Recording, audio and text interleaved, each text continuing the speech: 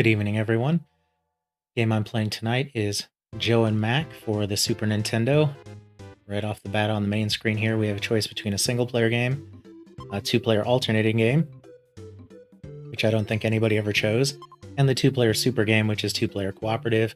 I only have one controller hooked up, and I'm just one person, so I'm going to choose single-player. Now, I gotta thank Andrew and Sarah for suggesting Joe and Mac.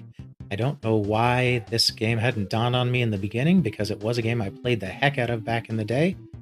But hey, better late than never.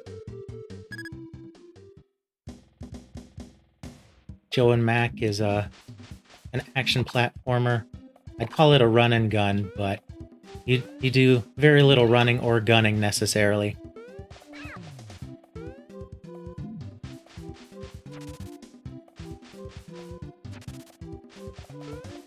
If I had jumped on the pterodactyl earlier, I probably could have gotten that egg in the beginning, but that's fine.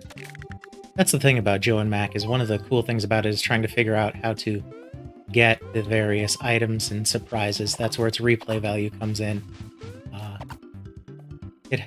It's a somewhat linear game, but there's a map screen and there's some strategy to it.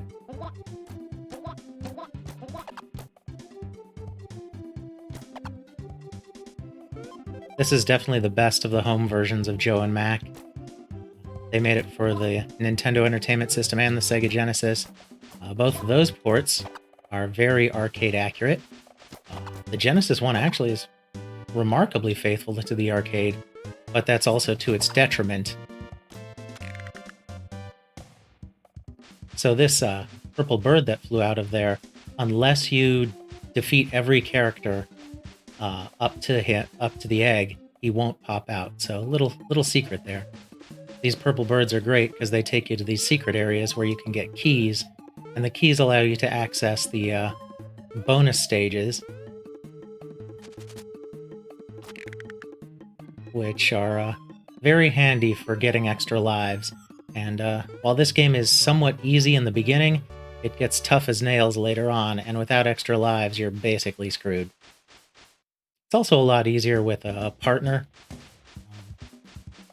So if you're playing this by yourself, those extra lives are 100% necessary.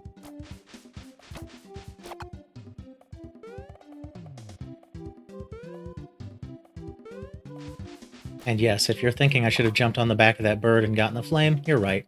I'm a little rusty, it's been a while.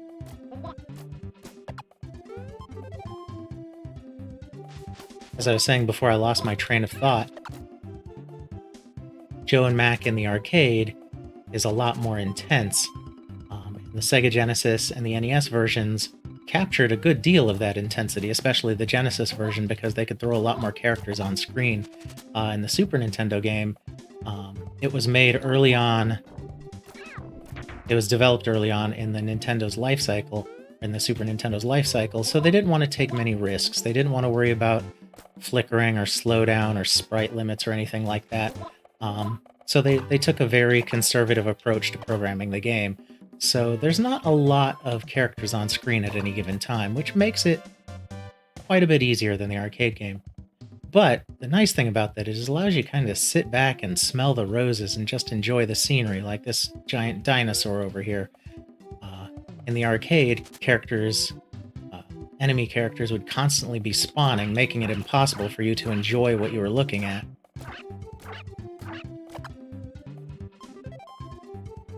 Alright, first big battle here against the Mama T-Rex. This is a really easy battle on the Super Nintendo.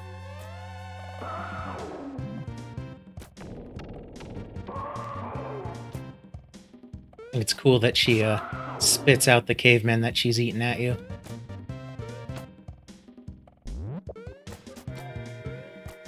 Yeah, this first level is really a pushover. It's meant to give you an idea of the mechanics of the game, and it really actually just goes a long way toward setting up the theme of the game and kind of wooing you in with its charming visuals. I just love the look of this game. It's so cute, but just so awesome.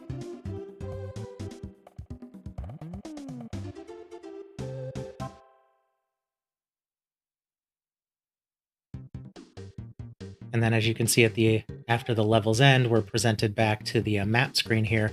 The NES and Genesis versions of the game didn't have a map. They were just linear like the arcade. You'd play from beginning to end, and when you ran out of lives, that was it. In the Super Nintendo version, you can backtrack. Any level you've played, you can actually play through as much of it as you want and exit right back out to the map screen.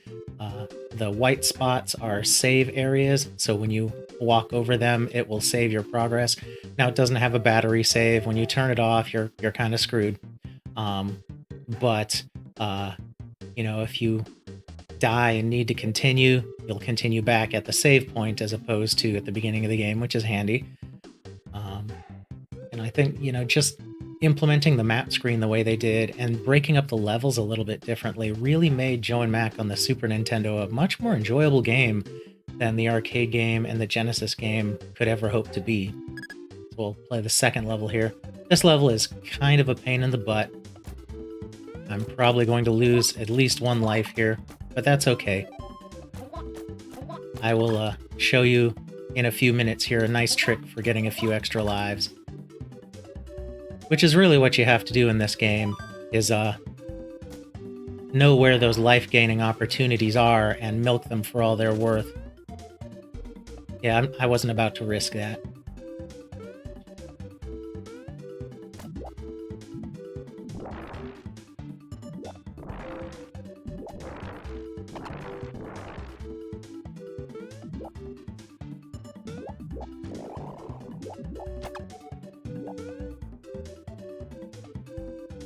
This stage does have some creative aspects to it.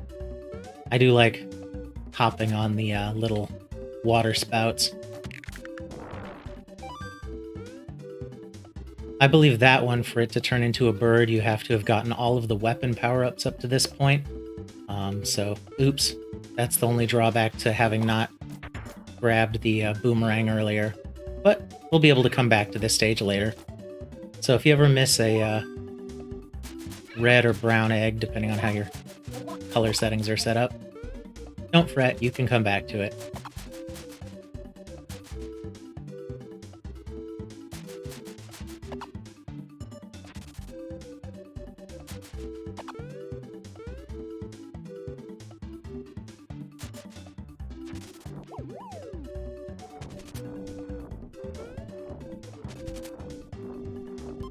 To do the high jump, you just hold up while jumping. Really simple.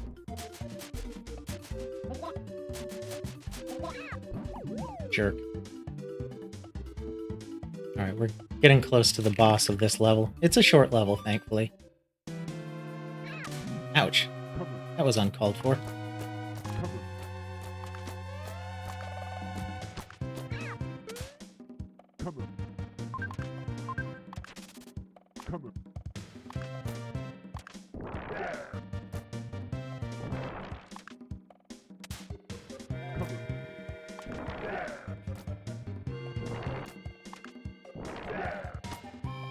The flame beats this plant boss real quick.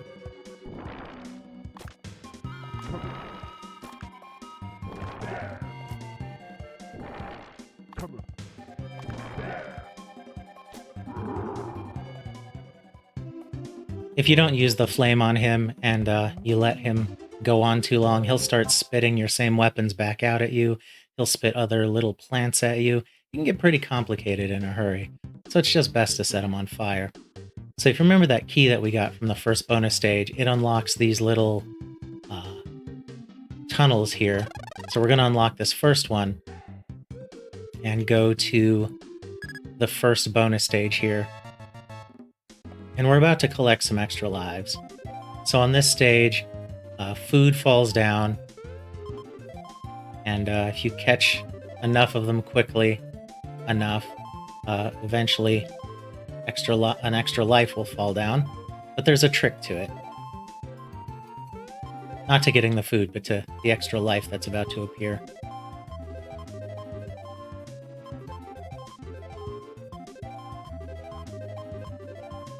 So wait for the extra life to drop, and then let it disappear, and you can get 4. Oops, I missed one. Well, okay. I got 3 there. But that's the sort of thing that you need to know to get extra lives in this game. So now instead of having uh, 3 lives or 4 lives, I have 6. And there are multiple spots throughout the game that you can exploit for that, and that's a good thing to keep in mind as we move on to the next stage here.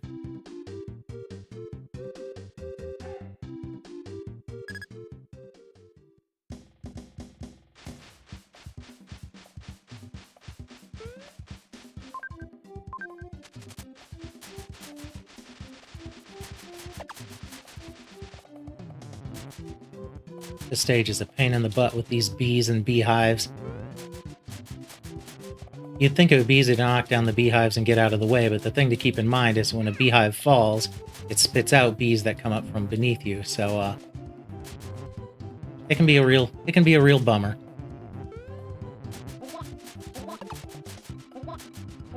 This is one of those stages that's definitely much easier with the second player. Yeah, it might seem crazy that I like a game like this so much since it seems so childlike, but there's just the right amount of challenge to it, and it just it kind of rocks. Plus, when the game came out, me and my friends we had played a Joe and Mac or Caveman Ninja, depending on how you remember it, in the arcade, and so when this came out for the Super Nintendo, we were already primed to be at least somewhat familiar with it. We had no idea, though, that it was going to be this decent. I actually did not buy a copy of this when it came out. My friend Gordon did, and I was just like, oh, you picked up Joe and Mac. How did that turn out? And shortly after I started playing it, I was like, wow, this is so much better than the arcade game.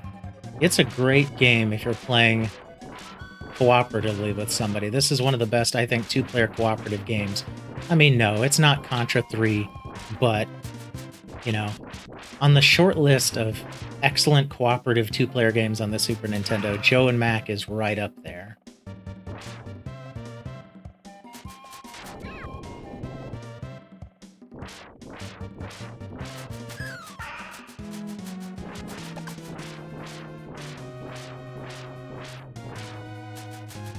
Pretty sure this green bird's attacks are totally random.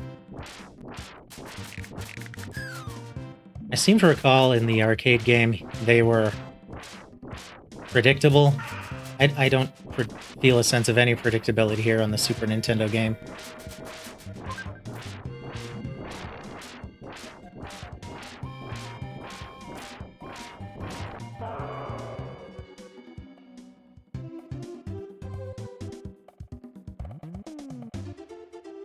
I'm not sure if I'm going to play through the whole game, but I'm going to play a decent amount of it. This is just a fun game to play and a fun game to watch, and it's it's kind of one of those games that can be tense at times, but also relaxing as well. Probably be making some cuts here and there in the video to pare it down for length. Most of them will take place on the map screen here, which is kind of sad because the map screen is kind of one of the nice things about the Super Nintendo version of the game is it gives you a little bit of choice in where you can go.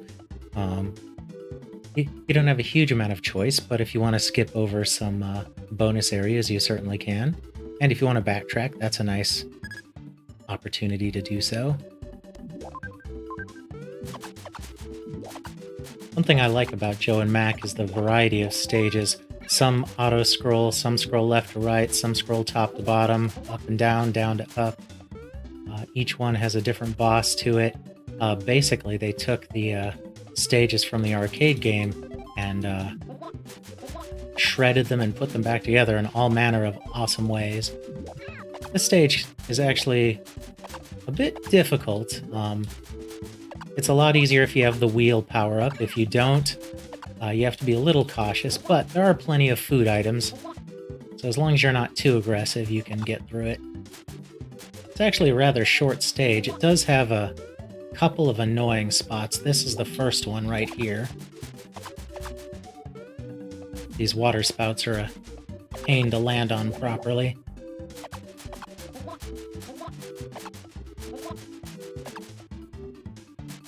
I used to play this game quite a bit with my friends on co-op.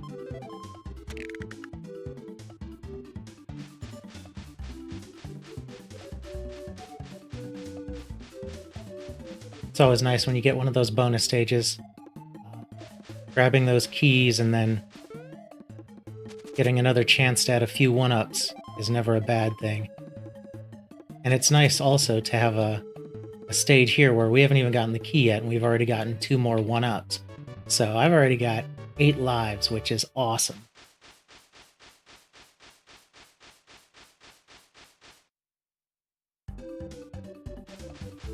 Unfortunately, while there are a number of ways to abuse the ability to leave a stage and come back once you've beaten them, you can't do that with those egg stages. Once you complete those, you're just done with them.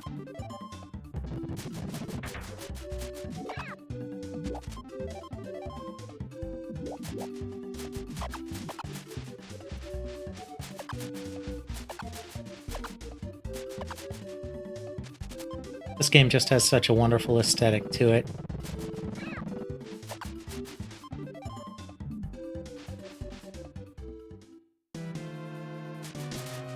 See, if I had the wheel right now, these guys would be a pushover.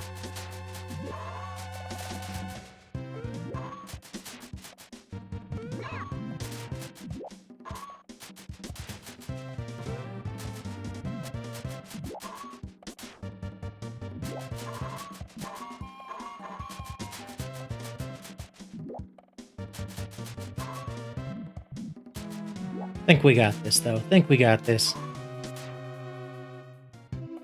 When in doubt, that high jump can save you.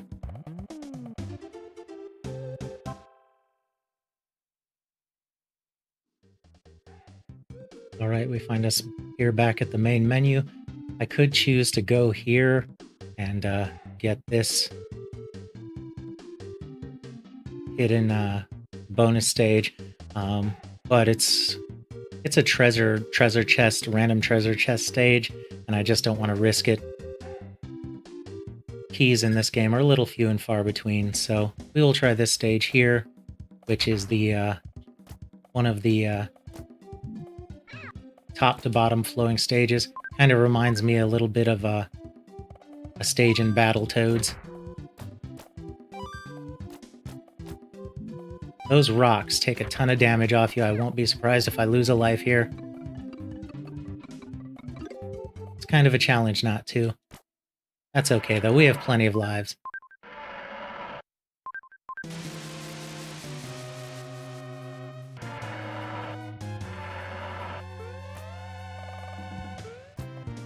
This is such an impressive boss. I know I could probably be playing more perfectly, but man, sometimes it's just fun to let these bosses actually do all of their attacks for once.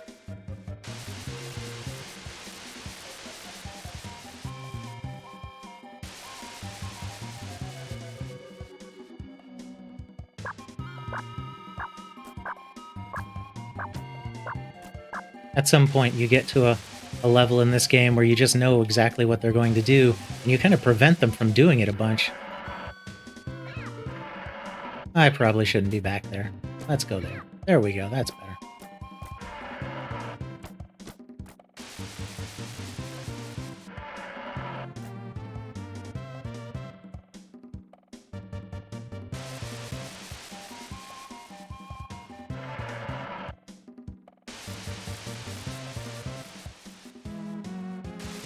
Once again, the power of the fire weapon gets through this guy pretty well.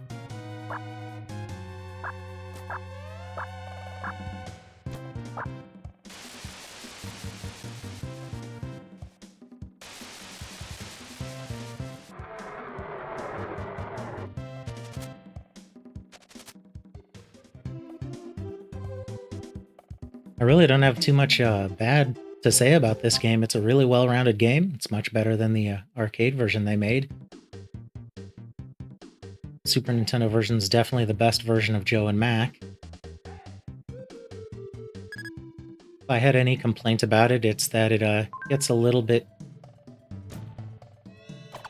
too unfair in later levels, whereas the earlier levels are too easy. But apart from that, I mean, it's a really well produced game. I wouldn't say it had a ton of significance in my life, but it was one I had a lot of fun playing, both with my friends and by myself.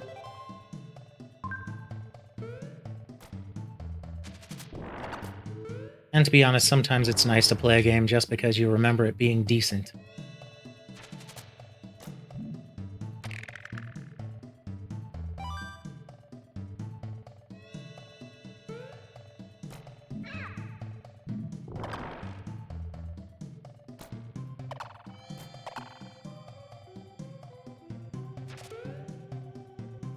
The dash you do by double tapping the forward or back buttons is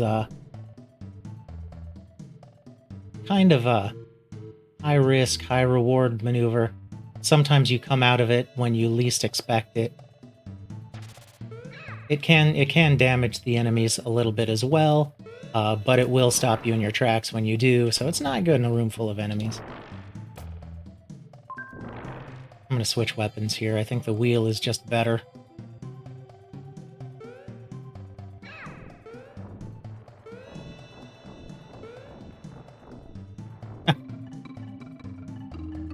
Nice. And that's kind of what happens in this game. You need to know where to find all of the easy one-ups, because there are going to be a lot of spots that are going to take them from you. And that's fine. I mean, that's what replay value was like back in the day.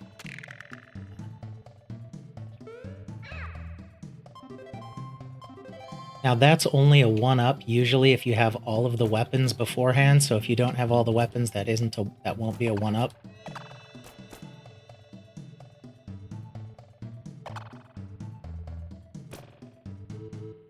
This one's kind of a challenge to get. I probably should have bounced off one of their heads. Oh well. I can get it later on. That is actually that's one of the nice one-ups. You can abuse that. You can, after you've beaten the stage, come back to it. And then when you come back to the stage, grab the one-up, leave, come back, and just keep getting it forever. I was never very good against this boss. I just love the creativity of it, though. An angry woolly mammoth.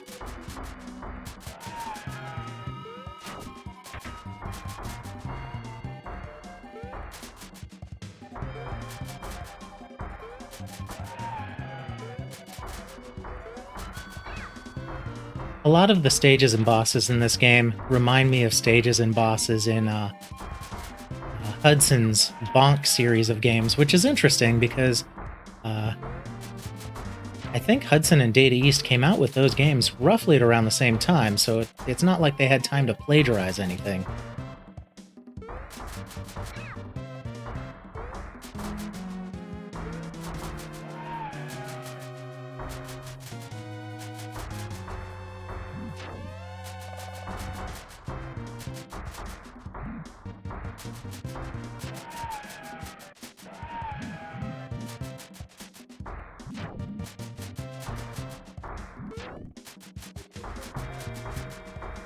I could probably be beating this guy quicker with a stronger weapon.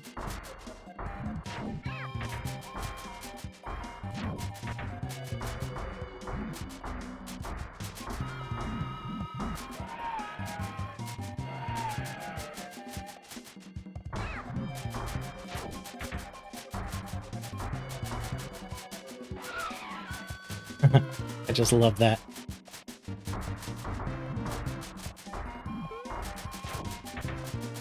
Fighting against a prehistoric creature and taking him apart piece by piece, but in a very cute, sanitized sort of way. Because, Nintendo wasn't going to let them make a very violent and bloody game. Even the Contra games were pretty tame by today's standards, but this is just like the cutest. Like, I sometimes call it a run and gun. It's more of a walk and gun.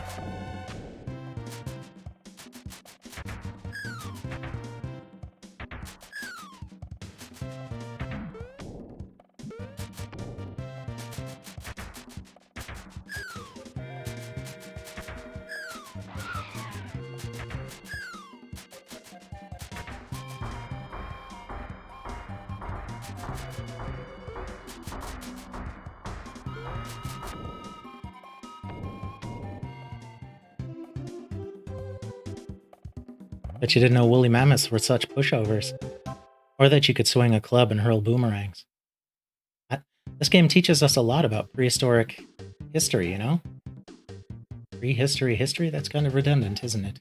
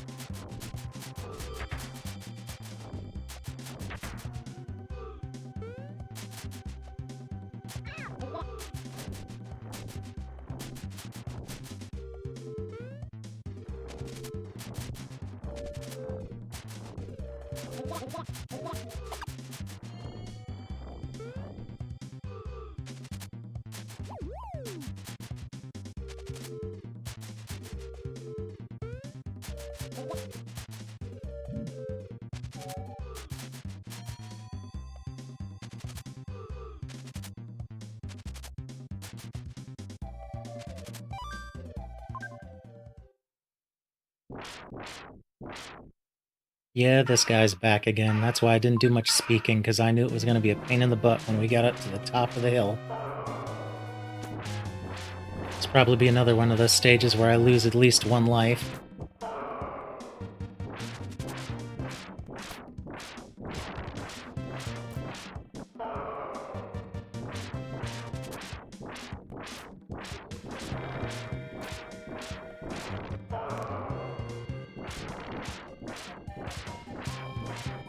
It's one of those stages where you have to have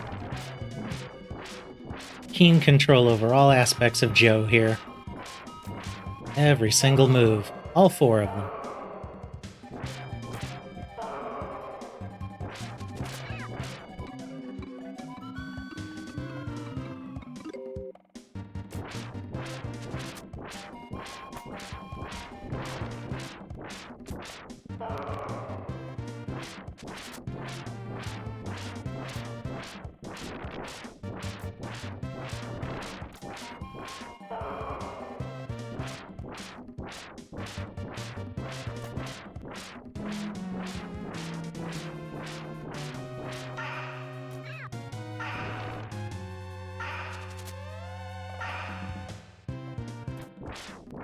After this stage, and thanks to the miracle of modern editing, I will probably abuse that previous stage to get a bunch of extra lives for the stages ahead.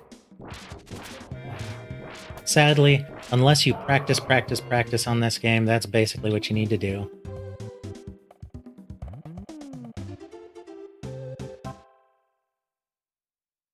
I mean, you got to give this game some credit. It came out during a time frame when that's how you had to design a game, or else, people wouldn't feel like they got their value out of it. Because, hey, if you got a game, you didn't want to beat it in the first day. Not like today, where beating a game in the first day is kind of a relief in some regards. I mean, with games that take 50 and 80 hours to complete, sometimes it's nice to have one that's done in 5 to 8 hours.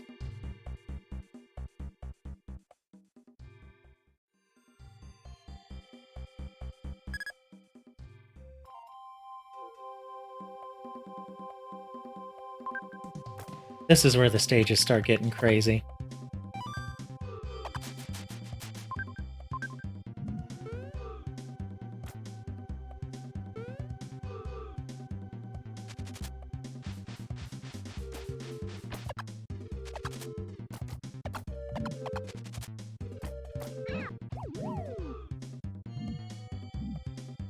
Not only do you have to avoid falling into pits, you have to avoid getting burned, crushed.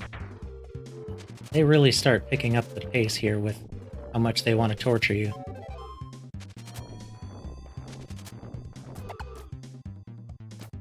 Those are the cutest little dinosaurs ever. And if I had beaten all of them before grabbing that egg, that would have been another one of those birds for a bonus stage. So, hey, I have another bonus stage I can attempt later on. It is kind of a bummer I didn't get the bonus stage, though, because when you get them, sometimes they take you further into a level, and this would definitely have been one of those cases.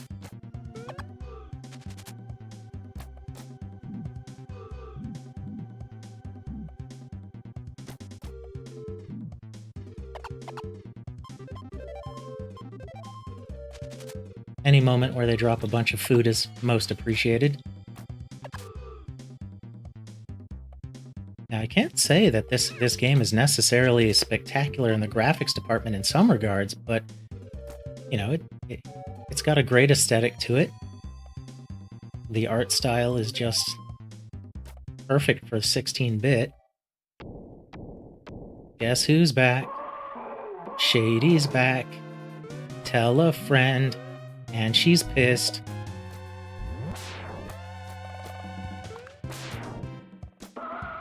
This is basically the same as the dinosaur from the first stage, except I don't have any platform to hide out on.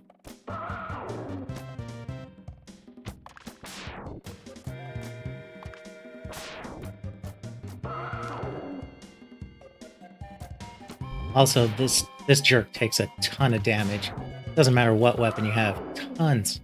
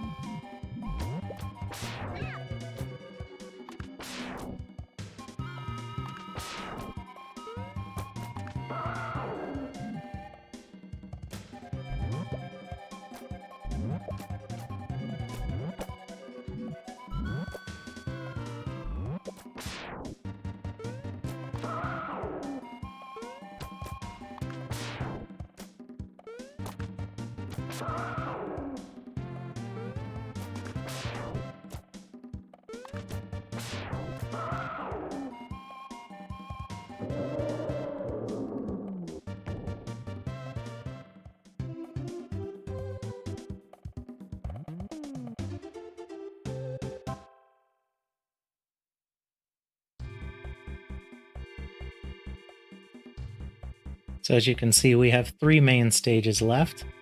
Uh, I'm going to backtrack a bit here, hit this save point, and I'm probably going to take a brief break, but through the miracle of modern editing techniques, I'll be right back with you. I just want to get a snack and maybe get a few extra lives before things get really intense. All right, I'm back after a little break there. You know how it is. Sometimes you have to take a stop and smell the roses, or in this case, eat dinner when you haven't had anything to eat all day. Normally, you could play through Joe and Mac in probably 20-25 minutes if you know what you're doing, but when you're sitting here trying to record a video and record some thoughts and get decent footage, time goes all fumbly wumbly and hitter himbly bimbly on you. So, we're going to launch into this next level here. This level is kind of a tricky one. There's a red egg just to the right there that contains a possible bonus level, but to get it, you need to make sure you don't go too far to the right. That's about as far as I want to go. And the reason why I did that is if you go too far to the right, a dinosaur will come out, and once that happens, you're not getting that purple bird. So we'll go through here, get a couple more 1-ups, get another key. And that's really the key to beating this game, is being able to access the stages with the purple pterodactyls and then using the keys to get the good bonuses. And then it puts you right back where you left off. It's kind of a bummer. Most bonus stages at least put you further ahead in the stage, but not that one. That's okay, though. We've got 14 lives now. We're doing okay. This game lets you continue 3 times, but to be honest, once you get all 4 weapons, you don't want to do that. You want to get as many lives as possible and get through the game.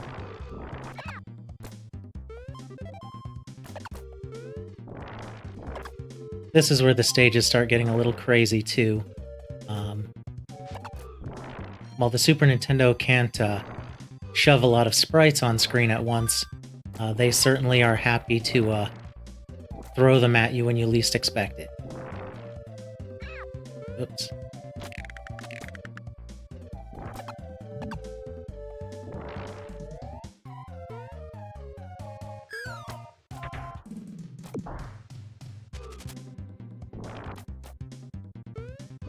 These later stages, though, do have some of the most creative enemies and vehicles, though, so there is a payoff for getting this far, and for putting up with some of the challenge that lies ahead.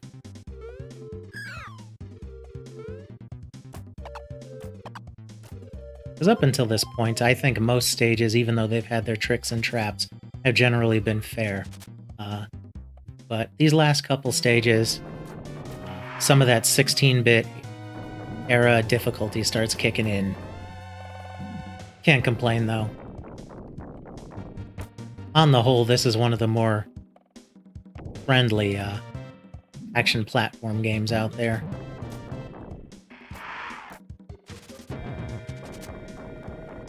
It certainly doesn't try to kick your ass at every step of the way like Contra 3. Although, let's face it, Contra 3 The Alien Wars is a full-on classic. I'm not sure if I'll ever do a video on that one. I mean, 1, everybody knows how amazing that game is, and 2, I mean, how do you make a decent video of that game? Like, in this day and age, without practicing for hours and hours. I used to be able to play through that game without using cheat codes, but I don't even want to know how many hundreds of hours I put into it back when I was, I'd say 15 or 16?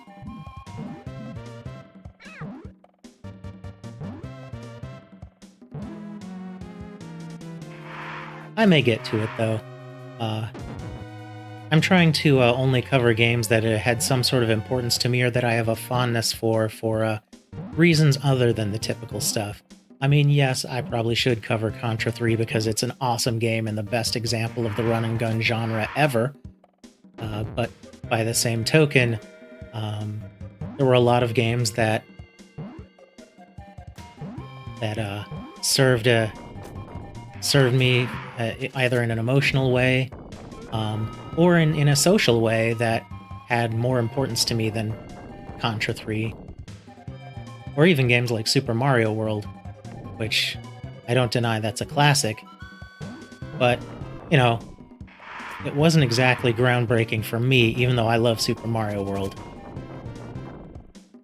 I mean, there's a debate that goes on. Is Super Mario Bros. 3 or is Super Mario World the best Mario game? And frankly, I love them both. They're just great. This boss takes a little longer than I'd like, but he's okay. He fought down. Go boom. That cave lady looks like Betty Rubble. They really missed an opportunity linking this with the Flintstones. So I had a bit of a bad beat there going through that previous stage. As you can see, I went from 14 to 9 lives. But unfortunately, I didn't record all of the footage for that stage. It crapped out on me, so I'm going to do it again. Because we've come this far, so why not?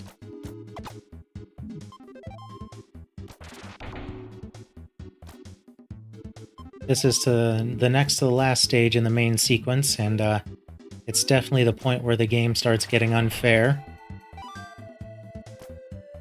The lightning bolts drop out from the sky. You have to contend with bad guys that appear out of nowhere. And then there's a platform sequence toward the end of the stage, which is just cruel as hell because you have to make precise jumps, and at the end of each of them, you have to watch out for birds that appear, or pterodactyls that appear, immediately as you land. So that's fun.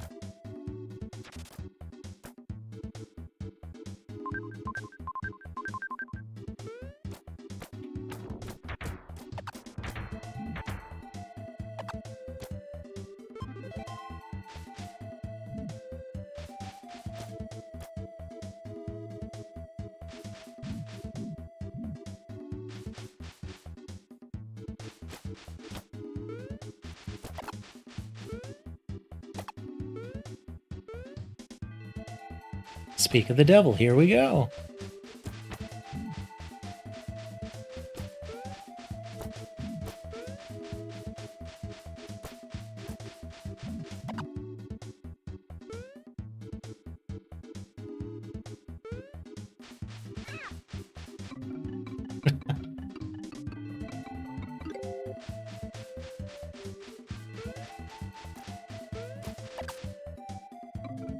And that's pretty much how my last journey through this stage went, so at least I'm consistent.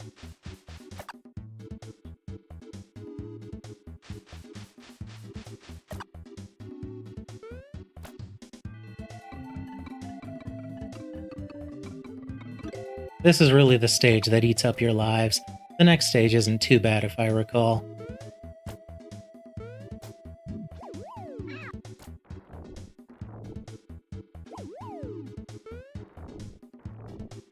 We're about to piggyback on this guy here.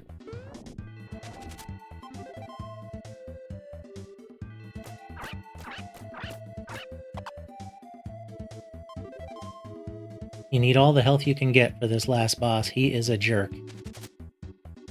Or, he's not the last boss, but the boss of this stage.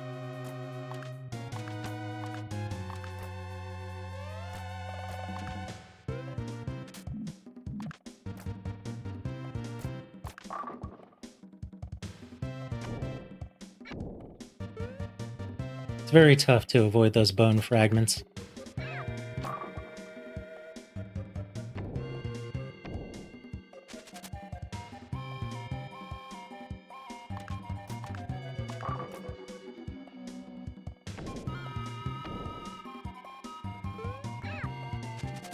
I could be doing a better job of it, though.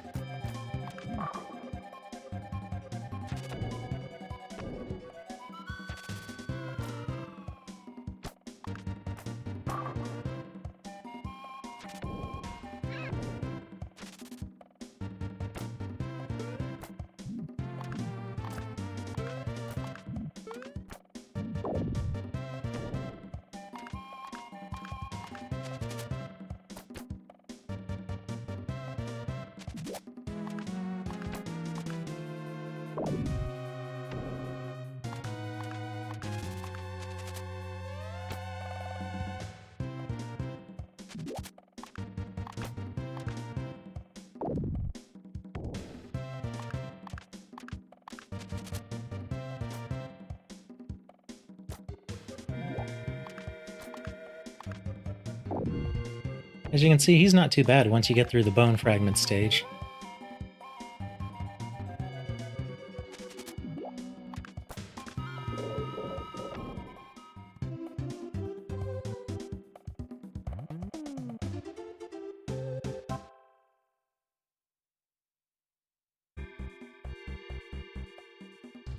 Alright, that was a fun break.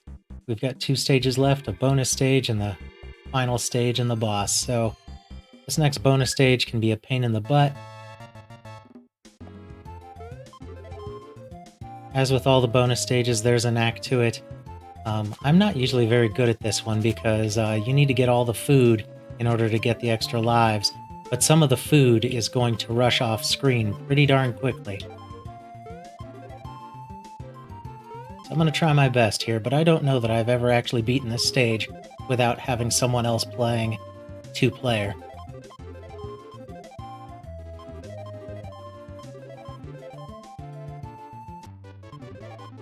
Same thing. Let the first one up disappear and you can get more. Gotta love it. Alright, we'll save the game. Let's go on to the last level and the boss.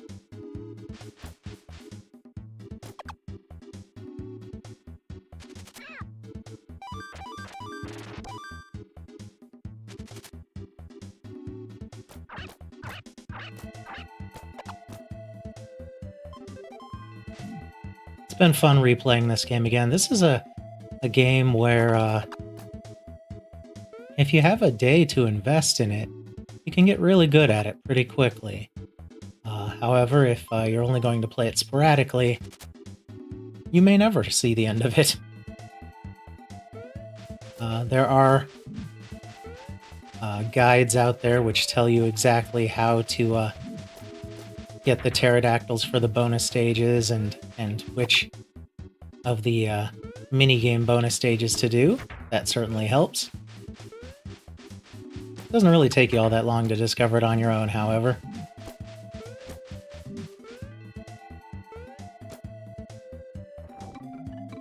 Of course, this is the guy that just jumped to his doom on his own, without any help. But that's why I had 14 lives, now 13.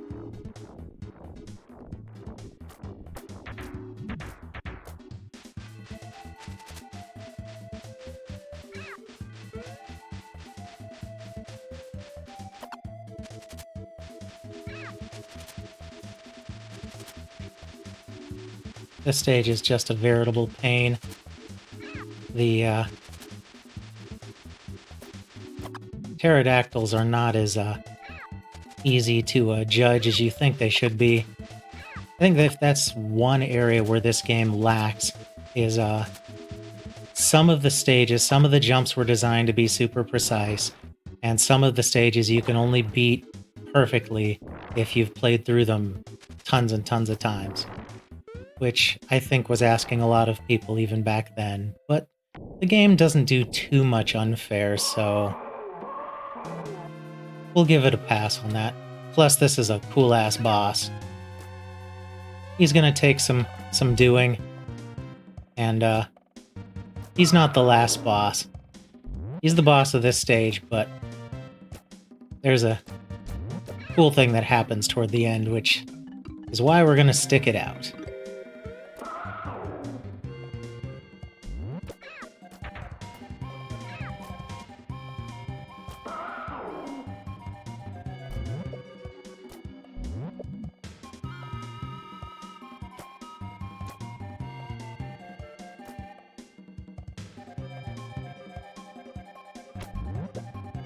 I still wonder why the whole prehistoric platform genre came and went as fast as it did. I mean, there was Joe and Mac, there was Bonk. I think there might have been one or two other games, but it was gone before you knew it.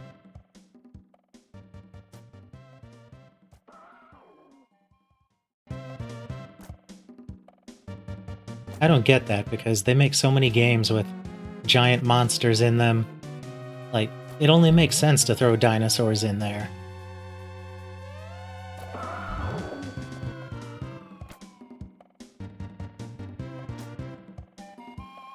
Again, gotta shout out to my friends Andrew and Sarah for suggesting I play this game. I'd forgotten how much fun it is.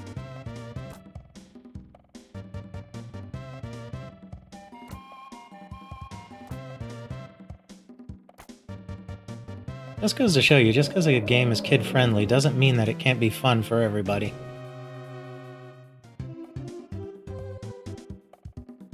Of course, game developers often use that as an excuse to make a game suck and then market it towards kids, which is unfortunate. I think, if you make a good game, you have a responsibility to do your best, no matter how it looks. If it's geared toward kids, you should make it as awesome as you can. As you can see now, we're inside the body of that dinosaur. And again, I'm amazed here because I don't think that Bonk existed at the time they were developing this game. I'm pretty sure that the arcade version of Joe and Mac and Bonk's Adventure came out right around the same time.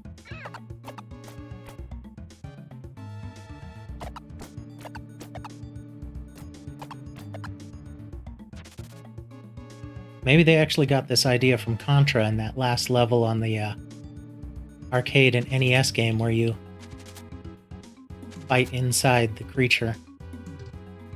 That'd be awesome. Joe and Mac being inspired by Contra.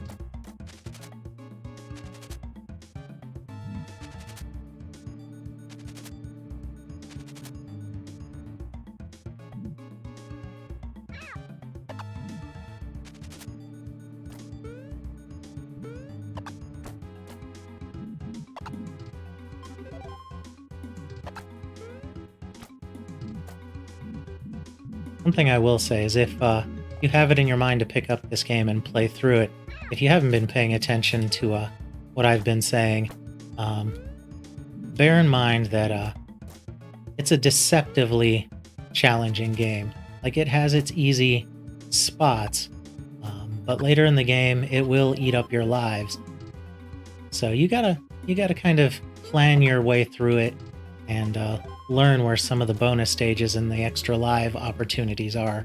But once you do that, it's pretty fair.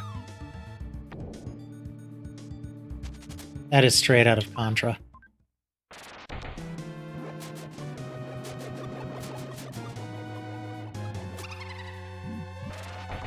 And that reminds me of Ghouls and Ghosts.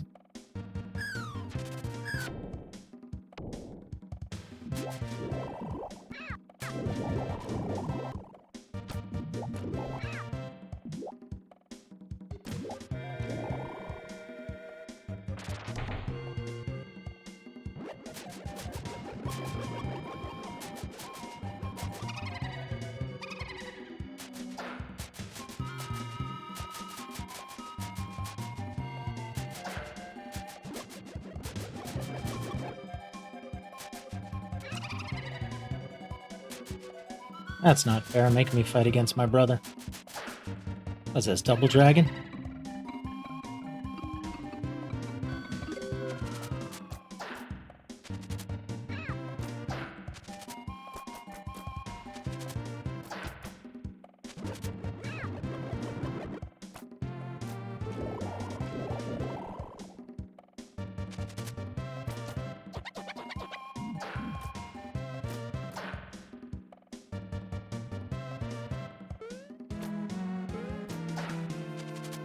Realize I haven't had too much to say during this video. I can't really complain, I've just kind of been playing the game and enjoying myself. Sometimes that's all there is to it.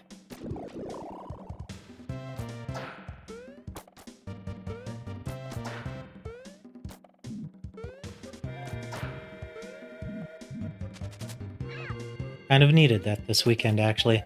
Maybe that's the moral of the story for this game. Maybe it'll be what it means to me going forward as opposed to what it meant to me in the past. Because while my friends and I back in the day did play this game a little bit, I must admit right now it's just, helping me get past the fact that I'm leaving. I left one job last week and a number of people that I consider friends. I mean, they're still friends, but I left seeing them day in and day out to go to a new job to meet new people, and that's quite a big change.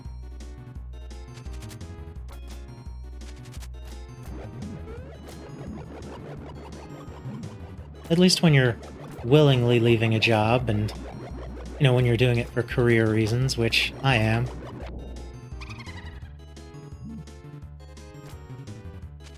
Man, the devil turned blue. What do you do? Go to Duke?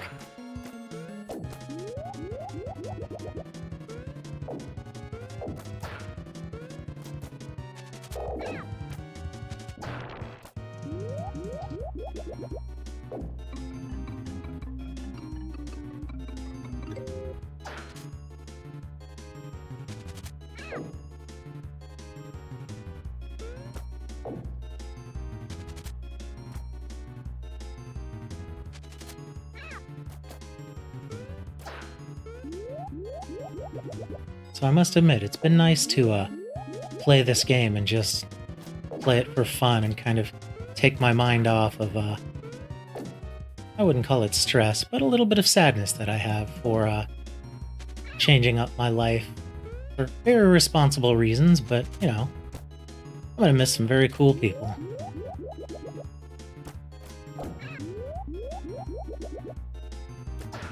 I think that's what makes video games such a great medium, such a wonderful thing for escapism.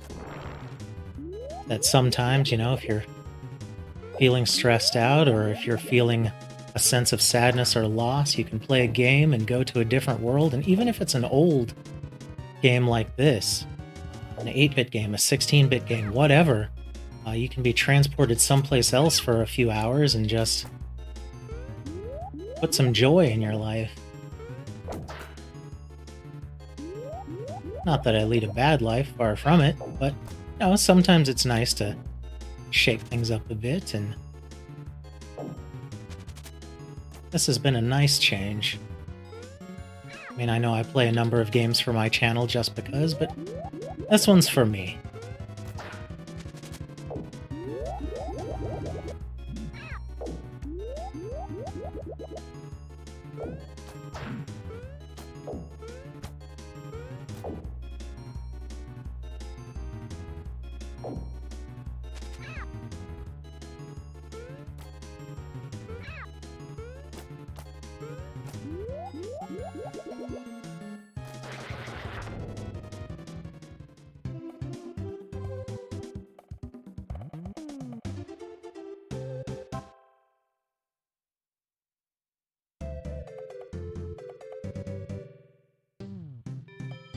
And with that, we've made it through the end credits.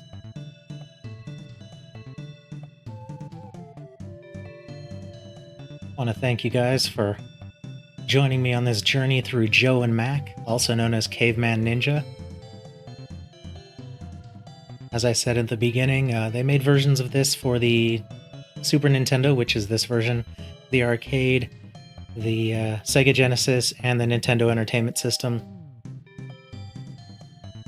They're all pretty good, but I think this one's the best. The way they cut up the arcade version, tweaked some levels, added new stages, and just made things even more fun and balanced for the Super Nintendo is just, it made it a great game. And they made a sequel called Joe and Mac 2. I think they even made a Joe and Mac 3. And while those games are okay, they really just didn't capture the spirit of the original. I think that's true with a lot of games, though. They hit pay dirt with the first one and they try and return to the well, and it just doesn't work. So, with that, I bid you adieu, goodbye, and good night. See ya!